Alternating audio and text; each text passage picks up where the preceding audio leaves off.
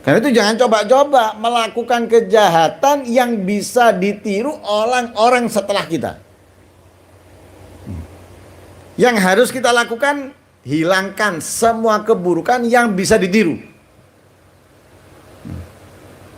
Baik kepada diri sendiri atau kepada orang lain. Jangan macam-macam. Terkadang kita ini menyepelehkan.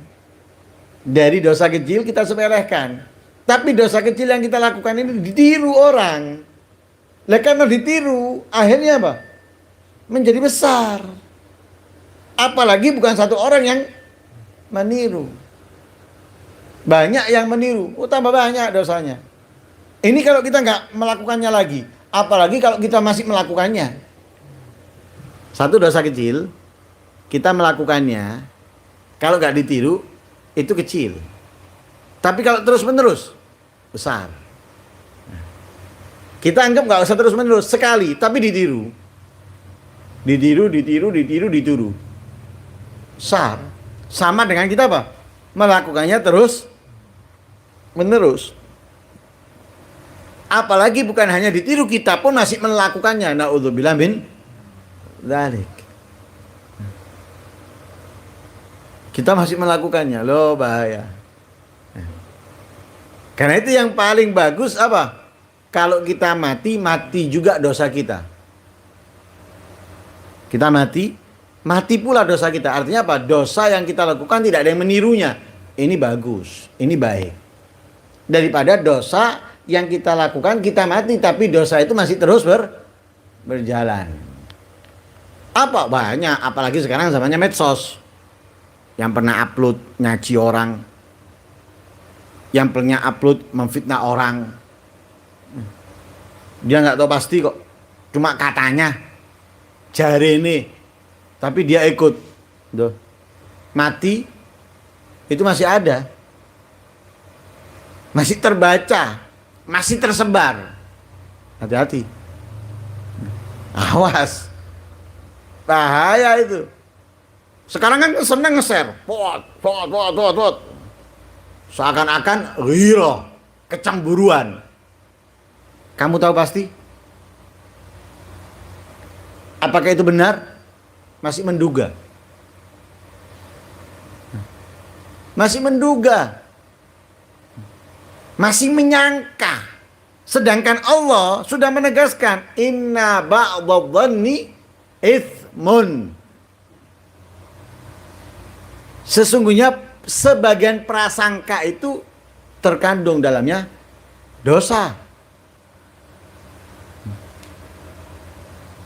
Dan sering kita ingatkan, kalau datang berita, satu di antara dua, antara kamu diam, tutup mulut, pura-pura tuli, atau kamu mencari tahu kebenarannya.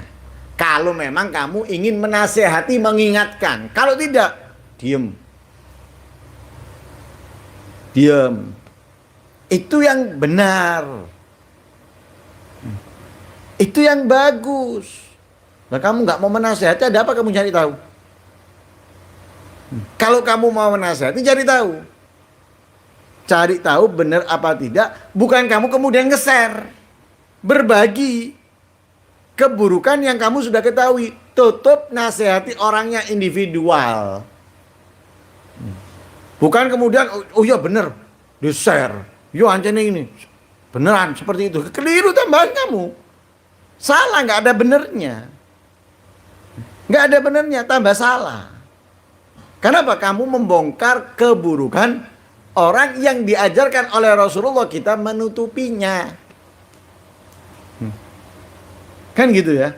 Nah, karena itu hadis atau ayat Al-Quran itu terpaut satu dengan yang lainnya, tertaut ini, tersambung. Jangan memahami itu sepotong-sepotong. Akhirnya salah itu tadi.